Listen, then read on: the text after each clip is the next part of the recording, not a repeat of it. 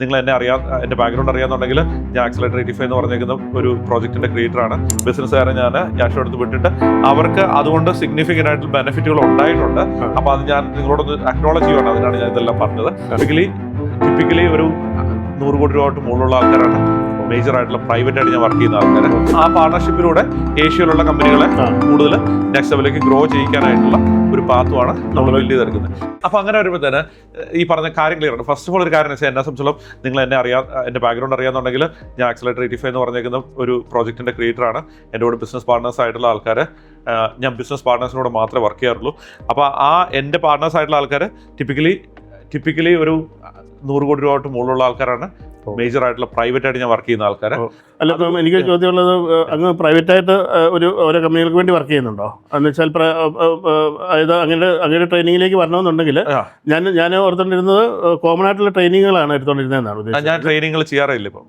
അതായത് ഈ പറഞ്ഞ രീതിയിൽ ട്രെയിനിങ്ങൾ ചെയ്യാറ് പിൽക്കാലത്ത് എനിക്ക് തോന്നിയാൽ ഞാൻ ചിലപ്പോൾ ചെയ്തേക്കും. ഇപ്പോഴത്തെ ലെവലിൽ കുറച്ച് കാലമായിട്ട് ഞാൻ ട്രെയിനിങ്ങുകൾ ചെയ്യാറില്ല. ഞാനൊരു കമ്പനിയായിട്ട് പാർട്ണർഷിപ്പിലാണെങ്കിൽ ആ പാർട്ണർ ആയിട്ടുള്ള കമ്പനികളിൽ ഞാൻ ഡയറക്ട്ലി പോയി ഇൻവോൾവ് ആവും. ചിലപ്പോൾ ദുബായിലൊരു കമ്പനി ഉണ്ടല്ലോ, സൗദിയിലൊരു കമ്പനി ഉണ്ടല്ലോ, വേറെ സ്ഥലങ്ങളിൽ കമ്പനികളുണ്ടെങ്കിൽ 100 കോടി രൂപയെങ്കിലും ഉള്ള ആൾക്കാരുടെ കൂടെയാണ് നമ്മൾ വർക്ക് ചെയ്യുന്നത്. അപ്പൊ ആ വർക്ക് ചെയ്യുന്ന കമ്പനി പ്രൈവറ്റ് ആയിട്ട് വർക്ക് ചെയ്യുന്നത്. അപ്പൊ ആ പ്രൈവറ്റ് ആയിട്ട് വർക്ക് ചെയ്യുന്ന കമ്പനികൾ അവരുടെ കൂടെ ഞാൻ അവിടെ ചെന്ന് അവരുടെ കമ്പനിയിൽ എനിക്കൊരു ചെറിയ ഓണർഷിപ്പ് ഉണ്ട്. അപ്പൊ ആ കമ്പനി വലിയ ലെവലിലേക്ക് ഗ്രോ ചെയ്യാന്നുള്ളതാണ്. അപ്പൊ നമ്മുടെ പാർട്ണേഴ്സുമായിട്ട് അപ്രോക്സിമേറ്റ്ലി ഇപ്പൊ 14ഓളം കമ്പനികളെ $1 ബില്യൺ മുകളിലോട്ട് എത്തിച്ചിട്ടുണ്ട്. അപ്പൊ എന്റെ ഒരു പാർട്ണർ തന്നെ, ജയബ്രഹാം എന്ന് പറഞ്ഞ പാർട്ണർ തന്നെ $120 ബില്യൺ ബിസിനസ് ലോകമെമ്പാടുള്ള ബിസിനസ്സുകാർക്ക് ഉണ്ടാക്കി കൊടുത്തിട്ടുള്ള ഒരാളാണ്. അപ്പൊ അങ്ങനെ ഏറ്റവും അഡ്വാൻസ് ലെവലിൽ, അതായത് ലോകത്തിലെ ഏറ്റവും വലിയ, അപ്പൊ എന്നെ സംബന്ധിച്ചിടത്തോളം ഞാനൊരു നാട്ടിലൊരു സാധാരണ ലെവലിൽ നിന്ന് വന്നിട്ടുള്ള ആളാണ്. അപ്പം ഞാനിത് പറയാനായിട്ടല്ല പറഞ്ഞത്, പക്ഷെ എന്നാലും സാധാരണ ഇതിൽ നിന്ന് വന്നതാണ്. അപ്പൊ അതുകൊണ്ട് എന്നെ സംബന്ധിച്ചോളം എനിക്ക് ലോകത്തിലെ ഏറ്റവും ടോപ്പ് ആയിട്ടുള്ള ബിസിനസ് കൺസൾട്ടൻസുമായിട്ട് പാർട്ണേഴ്സ് ആകാനായിട്ട്, അപ്പൊ ആ പാർട്ണർഷിപ്പിലൂടെ ഏഷ്യയിലുള്ള കമ്പനികളെ കൂടുതൽ നെക്സ്റ്റ് ലെവലിലേക്ക് ഗ്രോ ചെയ്യിക്കാനായിട്ടുള്ള ഒരു പാത്തുമാണ് നമ്മൾ ബിൽഡ് ചെയ്തെടുക്കുന്നത്. അപ്പം എനിവേ, അപ്പൊ അവിടെ നമ്മൾ ട്രെയിനിങ്ങുകളായിട്ട് നമ്മൾ വേറെ ഒന്നും ചെയ്യുന്നില്ല. പിന്നെ ആകെ നമ്മൾ ചെയ്യുന്ന കാര്യം വെച്ചാൽ 100 കോടി താഴെയുള്ള ആൾക്കാർക്ക് വേണ്ടി നമ്മൾ ആകെ ചെയ്യുന്ന ഒരു കാര്യം എന്ന് വെച്ചാൽ നമ്മളുടെ 100 കോടിയിലേക്ക് അവരെ കൊണ്ടുവരാന്നുള്ളതാണ് ഫസ്റ്റ്. അതിനുവേണ്ടി ഞാൻ വർക്ക് ചെയ്യുന്നില്ല. അതായത് ഞാൻ ഈ പറഞ്ഞ രീതിയിൽ ക്യാഷ് 360 എന്ന് പറഞ്ഞേക്കുന്ന ഒരു ജേർണി ഞാൻ പണ്ട് 1 കോടി മുതൽ 300 കോടി വരെയുള്ള ആൾക്കാർക്ക് വേണ്ടി ചെയ്തിട്ടുണ്ടായിരുന്നു. അപ്പൊ അത് ഫുള്ളായിട്ട് നമ്മൾ റെക്കോർഡ് ചെയ്ത് അത് കംപ്ലീറ്റ് ആയിട്ടുള്ള ആക്സസ് കൊടുത്തിട്ട് ഓൺലൈനിലൂടെ ആൾക്കാർക്ക് ഒരു 5 MBA എന്ന കോൺസെപ്റ്റ് ആണ്. അത് ഒരു വർഷം കൊണ്ട് അവർക്ക് 5 MBA ആയിട്ട് നമ്മൾ കൊടുക്കുന്നില്ലെങ്കിൽ 5 MBA ആണ്. മാർക്കറ്റിംഗിൽ, സെയിൽസിൽ, ഹ്യൂമൻ റിസോഴ്സ് മാനേജ്മെന്റ്, ഹയറിംഗിൽ, ഫയറിംഗിൽ, നെഗോഷിയേഷനിൽ, ഇങ്ങനെയുള്ള കാര്യങ്ങളെല്ലാം അവർക്ക് MBA കിട്ടുന്നതിന് ഈക്വലന്റ് ആയിട്ടുള്ള ഒരു എൻറ്റയർ ആയിട്ടുള്ള ഒരു വെർച്വൽ ട്രെയിനിങ് ഉണ്ട്.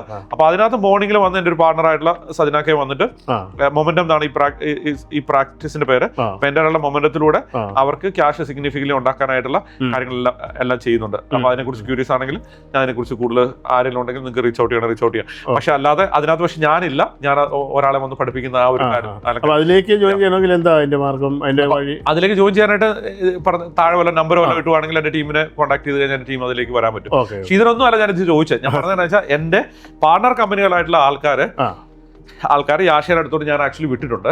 അപ്പം ഞാൻ ഇങ്ങനെയൊക്കെ ഡൗട്ട്ഫുൾ ആയിട്ട് ചോദിച്ചിട്ടുണ്ടെങ്കിലും ഞാൻ ഒരു കാര്യം വെച്ചാൽ എൻ്റെ പാർട്ണർ കമ്പനികളായിട്ടെന്ന് വെച്ചാൽ 100 കോടി രൂപ 300 കോടി രൂപയുടെ ബിസിനസ് ചെയ്യുന്ന ബിസിനസ്സുകാരെ ഞാൻ യാഷയുടെ അടുത്ത് വിട്ടിട്ട് അവർക്ക് അതുകൊണ്ട് സിഗ്നിഫിക്കൻ്റ് ആയിട്ടുള്ള ബെനിഫിറ്റുകൾ ഉണ്ടായിട്ടുണ്ട്. അപ്പൊ അത് ഞാൻ നിങ്ങളോടൊന്ന് അക്നോളജ് ചെയ്യുകയാണ്. അതിനാണ് ഞാൻ ഇതെല്ലാം പറഞ്ഞത്. അപ്പൊ അങ്ങനെ വരുമ്പോൾ ഈ പറഞ്ഞ രീതിയിൽ ഏത് മതത്തിലുള്ളവർക്ക് വരാം. ഈ പറഞ്ഞ രീതിയിൽ അവർക്ക് ബിസിനസ്സിൽ ഞാൻ കണ്ടിട്ടുള്ള ഏറ്റവും മെയിൻ ആയിട്ടുള്ള പ്രോബ്ലം എന്ന് പറഞ്ഞാൽ ഇനഫ് ആയിട്ടുള്ള ക്യാഷ് ഇല്ലെന്നുള്ളതാണ്. അപ്പൊ ബേസിക്കലി അപ്പൊ ആ ക്യാഷിലുള്ള ഡിഫറൻസ് നമ്മുടെ ഹീലിംഗിലേക്ക് വന്നു കഴിഞ്ഞാൽ എത്ര പെട്ടെന്ന് ഫീൽ ചെയ്യാൻ പറ്റും. അത് നമുക്ക് ഇപ്പം നമ്മൾ ഫസ്റ്റ് തന്നെ ഒരു കമ്പനിയുടെ ഹീലിംഗ് എടുക്കാന്ന് പറഞ്ഞാൽ നമ്മൾ ഫസ്റ്റ് തന്നെ അവിടെ വർക്ക് ചെയ്യുന്ന അവിടെ റൂട്ടിൽ തന്നെയാണ് വർക്ക് ചെയ്യുന്നത്. റൂട്ടിൽ വർക്ക് ചെയ്ത് റൂട്ടിലേക്ക് നമ്മൾ എനർജി ഇട്ട് അവിടെയുള്ള ബ്ലോക്കുകൾ മാറ്റി ആ കമ്പനി എന്ന് പറയുമ്പം ക്യാഷ് എന്ന് പറയുമ്പോൾ പല മേഖലകളിൽ നിന്നായിരിക്കും ക്യാഷ് വരുന്നത്. ചിലപ്പോൾ ഇൻവെസ്റ്റേഴ്സ് ഉണ്ടായിരിക്കാം, ചിലപ്പം ബാങ്കുകൾ ഫണ്ട് ചെയ്യുന്നുണ്ടായിരിക്കും, ചിലപ്പോൾ അവരുടെ ഓൺ ഫണ്ട് ഉണ്ടായിരിക്കാം. ഇപ്പോൾ ഏതാണോ അതിനകത്ത് എവിടെയാണോ അവർക്ക് ആ ബ്ലോക്ക് ഉള്ളത് ആ ഒരു ബ്ലോക്ക് നമ്മൾ ഫൈൻഡ് ഔട്ട് ചെയ്തിട്ട് അവരുമായിട്ട് ഇൻട്രാക്ട് ചെയ്യും. ഇപ്പോൾ നിങ്ങൾക്ക് ഈ ഒരു മേഖലയിൽ ഇന്ന ബ്ലോക്കല്ലേ വന്നുകൊണ്ടിരിക്കുന്നത്, അല്ല ഇന്ന രീതിയിലാണ് ബ്ലോക്ക് വന്നുകൊണ്ടിരിക്കുന്നത്. അപ്പോൾ ഓക്കെ, അപ്പോൾ അവിടെ ആണെന്നുണ്ടെങ്കിൽ അവിടെ നമ്മൾ ആ ഒരു ബ്ലോക്കുകൾ മാറ്റിയിട്ട് അവിടെ നമ്മൾ എനർജി ഇട്ട് കൊടുക്കും. നമ്മൾ ബ്ലോക്ക് മാറ്റി മാത്രമല്ല ഹീലിംഗിന് ഉദ്ദേശം എന്ന് പറയുന്നത്, അവിടെ നമ്മൾ ആവശ്യമായിട്ടുള്ള എനർജിയും കൂടി അവർക്ക് ഇട്ട് കൊടുക്കും. ആവശ്യമായിട്ടുള്ള എനർജി അവിടെ സപ്ലൈ ചെയ്യും. അപ്പോൾ ആ സപ്ലൈ ചെയ്യുന്ന സമയത്ത് അവർക്ക് ആ ഒരു എൻറ്റിറ്റിയുമായിട്ട് ഉള്ള ആ ഒരു കോൺട്രാക്റ്റ് എത്രയും പെട്ടെന്ന് ഡെവലപ്പ് ചെയ്തെടുക്കാനായിട്ടും ആ രീതിയിൽ അവർക്ക് വരുത്തേണ്ട ഫണ്ട് അവർക്ക് അവർക്ക് വന്നു ചേരാനായിട്ടുള്ള അവസരം ഉണ്ടാവുകയും ചെയ്യുന്നു എന്നുള്ളതാണ്. അപ്പോൾ നമുക്കറിയാം നമ്മളിപ്പം ചെയ്യുന്ന എല്ലാ പ്രവൃത്തികളും നമ്മുടെ എനർജിക്ക് പിന്നെ അനുയോജ്യമായിരിക്കില്ല. എന്നുവെച്ചാൽ നമ്മൾ ചെയ്യുന്ന എല്ലാ ഡിസിഷനും, അല്ലെങ്കിൽ നമ്മളിപ്പോൾ കണക്ട് ചെയ്യാൻ പോകുന്ന ഒരു കമ്പനി, അല്ലെങ്കിൽ ഒരു ഫണ്ടിന് വേണ്ടി നമ്മൾ സമീപിക്കുന്ന ഒരു ബാങ്ക്, അതെല്ലാം നമുക്ക് പോസിറ്റീവ് ആയിരിക്കണമെന്നില്ല. അപ്പോൾ അങ്ങനെയുള്ള ചില കാര്യങ്ങളാണെങ്കിൽ ചിലപ്പോൾ നമുക്ക് ഒന്ന് ഫിൽറ്റർ ചെയ്യേണ്ടി വരും. അവിടെയാണ് ഏറ്റവും പ്രധാനപ്പെട്ട മറ്റൊരു കാര്യം കിടക്കുന്നത്. ഇപ്പം നമുക്കൊരു ക്യാഷ് ഫ്ലോ ആണ് ആവശ്യം. അപ്പോൾ ആ ക്യാഷ് ഫ്ലോയ്ക്ക് വേണ്ടി നമ്മൾ സമീപിക്കുന്ന ആളുകളും വ്യക്തികളും ബാങ്കുകളും അല്ലെങ്കിൽ അതുപോലുള്ള ഫിനാൻഷ്യൽ എൻറ്റിറ്റീസിലേക്ക് നമ്മൾ പോകുന്ന സമയത്ത് നമ്മളുമായിട്ട് കണക്ട് ചെയ്യാൻ പറ്റുന്ന ആളുകളെ നമ്മൾ കണക്ട് ചെയ്യുള്ളൂ. അപ്പൊ ഞാൻ ഒരു കാര്യം ചോദിക്കട്ടെ, അപ്പൊ എന്റെ തന്നെ ക്ലയന്റ് ആയിട്ടുള്ള ഒരാളെ ഞാൻ അടുത്ത് പറഞ്ഞു വിട്ടു. അപ്പൊ ആൾക്ക് ഒരു ലോണിന്റെ ഒരു സിറ്റുവേഷൻ ആണ് വേണ്ടിയിരുന്നത്. ആ എക്സാമ്പിൾ ഇവരോടൊന്ന് പറഞ്ഞു കൊടുക്കും. തീർച്ചയായിട്ടും.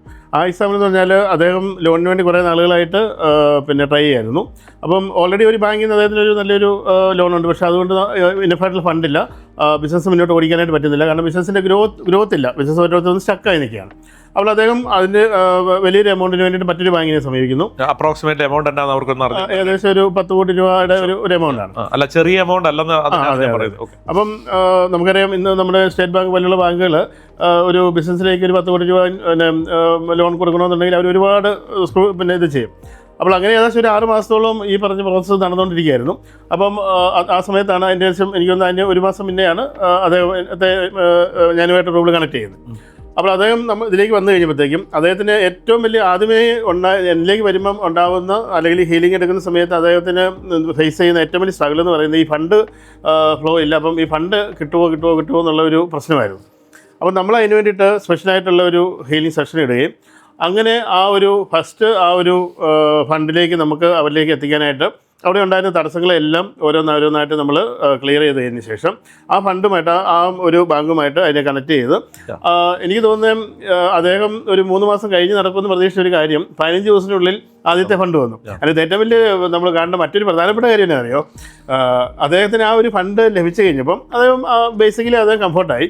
പക്ഷേ അദ്ദേഹത്തിന് മറ്റൊരു ബാങ്ക് അല്ലെങ്കിൽ നേരത്തെ ഉണ്ടായിരുന്ന ബാങ്ക് അദ്ദേഹത്തോട് അതിൻ്റെ പിന്നെ റീജിയണലായിട്ടുള്ള ആളുകൾ അദ്ദേഹത്തോട് വന്ന് സംസാരിച്ചിട്ട് അവരുടെ ഈ ലോൺ ക്ലോസ് ചെയ്ത് ആയതുകൊണ്ട് അത് പോകരുതെന്നും പറഞ്ഞിട്ട് അവർ വീണ്ടും ഒരു 5 കോടി രൂപ ഫണ്ട് അദ്ദേഹത്തിന് വീണ്ടും പ്രൊവൈഡ് ചെയ്യുകയാണ്. അപ്പം അദ്ദേഹത്തിന് ആവശ്യമുള്ള ഫണ്ട് ഓൾറെഡി ആയി, എങ്കിലും അദ്ദേഹത്തിന് എക്സ്ട്രാ ഫണ്ട്, കാരണം അദ്ദേഹം ചെയ്യുന്ന ബിസിനസ്സിൽ എത്ര ഫണ്ടുണ്ടെങ്കിലും ആ ബിസിനസ്സിൽ പിന്നെ ഗ്രോ ചെയ്യാവുന്നതാണ്.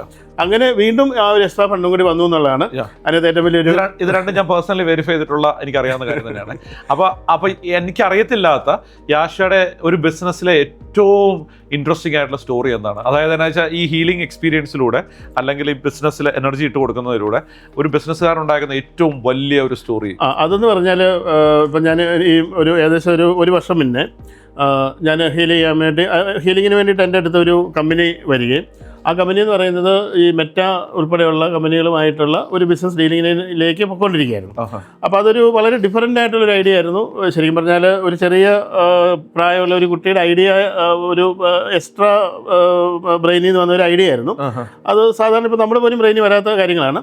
അപ്പോൾ അങ്ങനെ ഒരു ഐഡിയ വന്ന് അവരത് ഇംപ്ലിമെൻറ്റ് ചെയ്യാനായിട്ട് നോക്കുന്ന സമയത്ത് അവർ അതിൻ്റെ ടെക്നിക്കൽ വശങ്ങളെല്ലാം ക്ലിയർ ചെയ്തിട്ട് പക്ഷേ മെറ്റയുമായിട്ട് കണക്ട് ചെയ്തു, വേറൊരു കമ്പനിയുമായിട്ട് കണക്ട് ചെയ്തു. അങ്ങനെയെല്ലാം വന്നു കഴിഞ്ഞിട്ട് അവർക്ക് പക്ഷേ ഈ ഫൈനലി ഇവരുടെ ഈ പ്രൊജക്റ്റ് ഒരിക്കലും റണ്ണായി കിട്ടുന്നില്ല. അപ്പം ഈ പറഞ്ഞ വേറൊരു കമ്പനിയായിട്ട് വലിയൊരു കമ്പനിയായിട്ടാണ് കണക്ട് ചെയ്തത്. അപ്പോൾ അത് റണ്ണായി കിട്ടുന്നില്ല. ആ സമയത്താണ് അവർ ഇതുപോലെ ഒരുപാട് പ്രാർത്ഥനകളും പൂജകളും കാര്യങ്ങളൊക്കെ ചെയ്തതിന് ശേഷം ഒരു ദിവസം യാദൃശ്യമായിട്ട് എൻ്റെ അടുത്ത് വന്ന് ഞാനുമായിട്ട് സംസാരിച്ചു. നമ്മൾ ആ ഹീലിംഗ് ഏറ്റെടുത്ത് എന്താണെങ്കിലും 3 മാസത്തിനുള്ളിൽ അന്ന് അവർക്ക് ഈ മെറ്റയായിട്ട് കണക്ഷൻ ഇല്ല. 3 മാസത്തിനുള്ളിൽ അവർ കണക്ട് ചെയ്യാൻ വേണ്ടി ഇരുന്ന കമ്പനി ആ ഒരു ആശയം പിന്നെ ഏറ്റെടുക്കുകയും അത് റൺ ചെയ്ത് അതിൻ്റെ ടെസ്റ്റ് റൺ അടിക്കുകയും ചെയ്തു.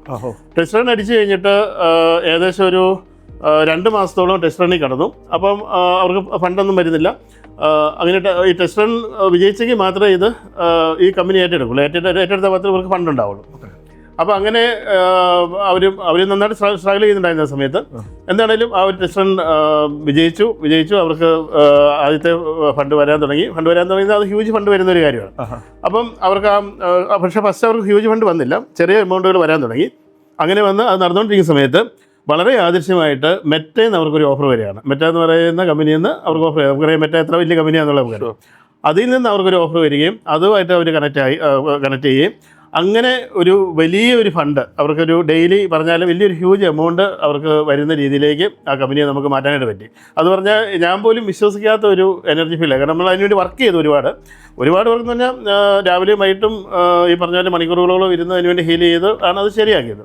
പക്ഷേ അതിൽ അതൊരു വലിയൊരു നമുക്കൊരു വലിയൊരു ഫീലിംഗ് ആയിരുന്നു. കാരണം അത്രയും വലിയൊരു കമ്പനിയിൽ നിന്ന് അവർക്കൊരു അൺഎക്സ്പെക്റ്റഡ് ഒരു ഓഫർ വരികയും അതിനുവേണ്ടി അവർ ദുബൈയിലോ എവിടെയോ പോയിട്ട് അവർ അക്കൗണ്ടൊക്കെ തുടങ്ങി അങ്ങനെ ഒരു വലിയൊരു സംഭവം.